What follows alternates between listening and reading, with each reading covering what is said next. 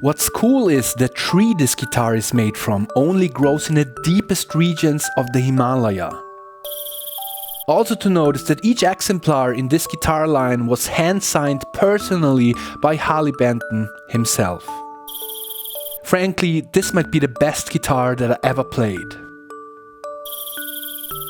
Hi guys, this is Mike and this will be an honest review of the Harley Benton SC-DLX GOTOH.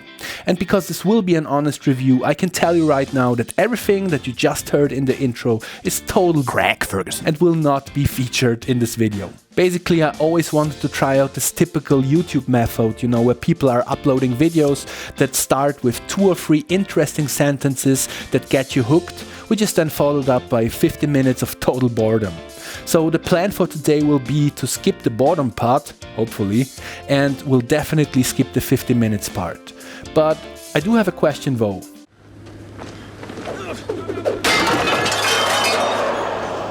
Are you not hooked? Are you not hooked? Right, so let's talk about the star of the show, the Harley Benton SC-DLX. So what is it? Well, it's a single cut Les Paul style guitar with 2 humbuckers by the company Tesla, not related to the car manufacturer, I think, 3 controls, 2 volumes and 1 master tone control, which by the way also functions as a push-pull pot to coil split both humbuckers. It has a Nayado body, mahogany neck and rosewood fretboard. Also it has 22 stainless steel frets and of course hardware by GOTOH. Right, so my first impressions when I unboxed this guitar is that it's really a beautiful instrument. It, in my opinion, looks way better than on the official photos from the Thomann homepage. Plus, I noticed how lightweight it is. They say this guitar has a weight relief installed, I don't know which one, but it's very lightweight and it's obviously more lightweight than my Epiphone Les Paul Junior. And it's also, what's interesting, more lightweight than my Gibson Les Paul Standard, which has the Gibson ultra modern weight relief. So that's interesting. And those were my first impressions, that it's a beautiful instrument and pretty lightweight. But when I looked at it a little bit closer, and we'll talk about the quality of build now, I noticed a couple of things that I feel could have been avoided during production. So first of all, when you look at the binding, let's start with the good stuff actually. The binding seen from the top is beautiful. It's very precise, very defined and looks really good. It looks better than on my ESP LTD, which cost almost $1,000. So that is great. But then when you look at the binding from the front, I guess, you'll see that there are slight blemishes and errors in the binding all over the place. And that's really something that could have been avoided during production in my opinion. Then unfortunately we have a couple of cuts and blemishes under the lacquer. So basically I have a pretty nasty cut here on the 5th or 6th fret on the neck side, which was clearly in the finish and they lacquered over it. We have a nut that's not very attractive, but having said that, it is a Graphtec tusk nut, so that is good, better than a synthetic bone or plastic nut. I mean, depending on where you source them, bone nuts, real bone nuts, can be cheaper than these Graphtec tusk nuts, but I guess there will be some rationale behind that. And yeah, of course we have the Klassen style GOTOH tuners, which work perfectly. I already tried them out. And yeah, so that's basically the craftsmanship is quite good, could be better with a little more care during production, I guess. But yeah, all in all, I would say the quality of build is above average, and that is quite astonishing, especially for such a cheap or budget-friendly instrument. Right, so the factory setup is actually quite nice as well. There is absolutely no fret buzz, no fret noise, so that is awesome. The only thing that I would critique a little bit is that the string action is quite high. I mean, if I were to keep this guitar, I would definitely try to put it down. But as far as I can tell, we have absolutely no intonation issues and no fret noise, so that is great. Okay, so the playability seems to be quite nice as well. I mean, you can notice the lacquer on the back a little bit. Oh, I just noticed another blemish in the finish here. It doesn't feel as fast as my Gibson, of course, but also my Epiphone Les Paul Junior. That's quite astonishing because it should be the same neck size, neck shape. But you know what? Let's actually, I'll set up my amp and let's hook this thing up and see what it does. Okay, so I tuned the guitar again, and I can only confirm what I said before, that the tuners, the GOTOH tuners, are really nice, very soft, very precise, very clean. I like them a lot. So great tuners, and now let's check out the clean sound. We are on the neck pickup.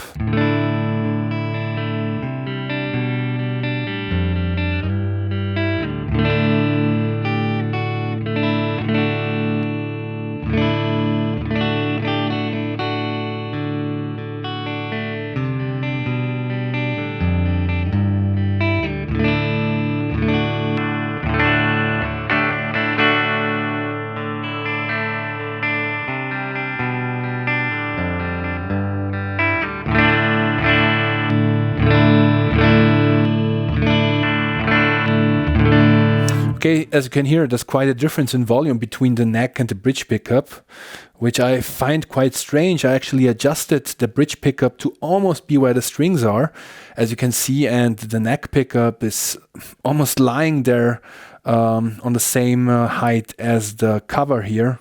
So yeah, still a big difference in volume.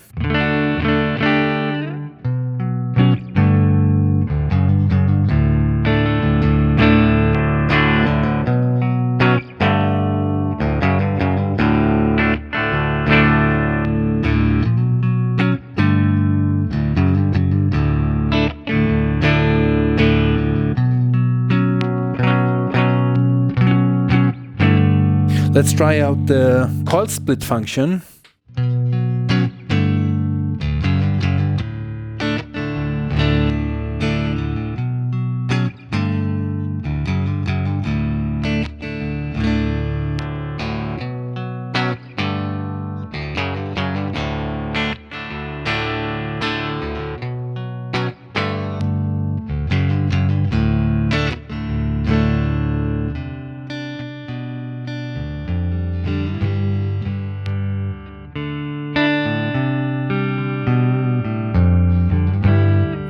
I mean, it's logical, there's always a little bit of volume difference between coil split humbucker and normal humbucker, but that's extreme, I feel.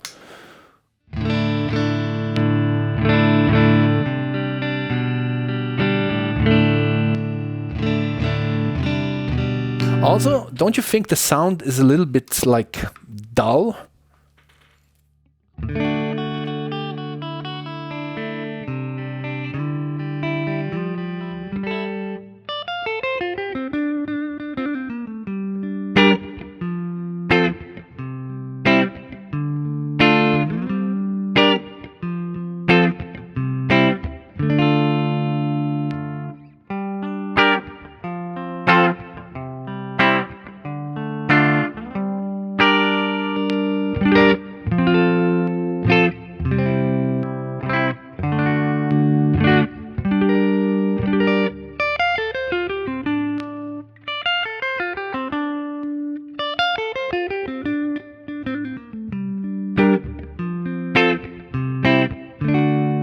You know, this guitar would be way easier to play if the string action would be a little bit lower. I mean, this is quite extreme actually. Especially, it starts out good, but on the 12th fret we are really like maybe 2-3 millimeters from the 12th fret. That's quite extreme. You know what? Let's actually let me actually try my Epiphone Les Paul Junior just to have a comparison. I'll see in a second. Okay, so this is my Epiphone Les Paul Junior, which is my project guitar. I use it for the big upcoming humbucker shootout. Right now there's a standard Seymour Duncan JB inside, which I guess, I reckon it's not the fairest of comparisons, but still.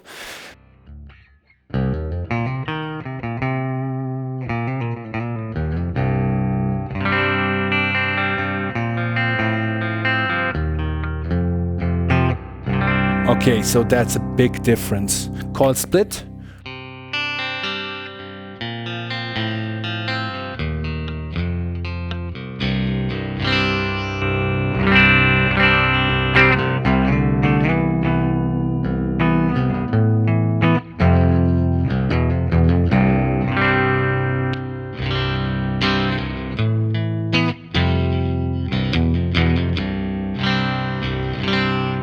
And also the feeling of this guitar, this whole thing vibrates. It feels like a real instrument in comparison. Let me get that.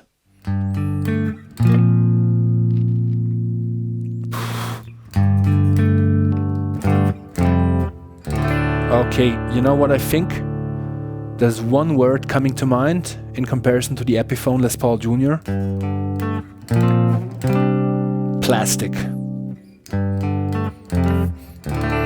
Fake plastic. It's like a fake plastic guitar.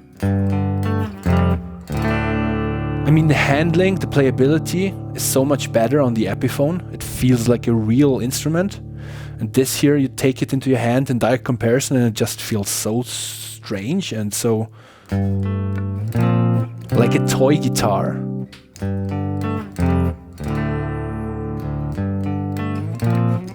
It's a toy guitar. The Harley Benton single coil. It's a toy guitar. Plastic piece of toy guitar. It sounds like a Bush song, right? Yeah, so anyways, I'm not that impressed, I'm sorry. Let me try another sound on the amp.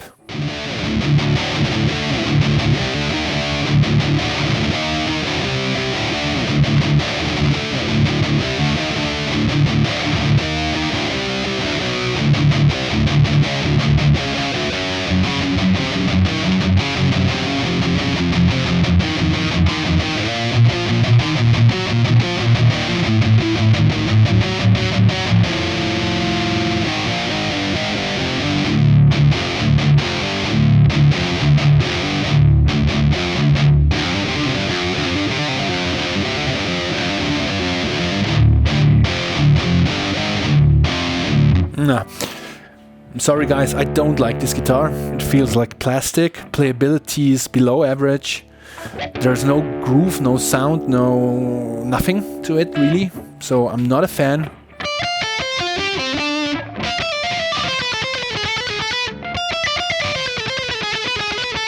The string action is so high up.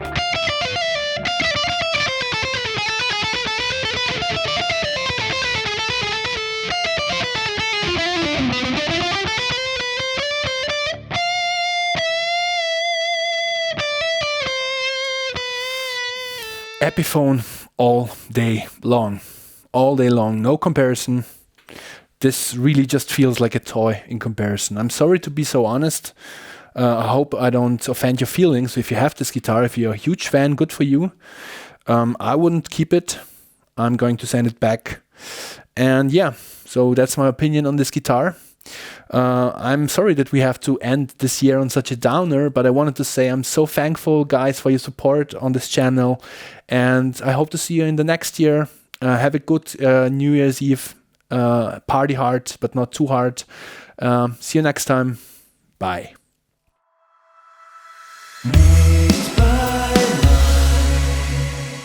With 2 eyes.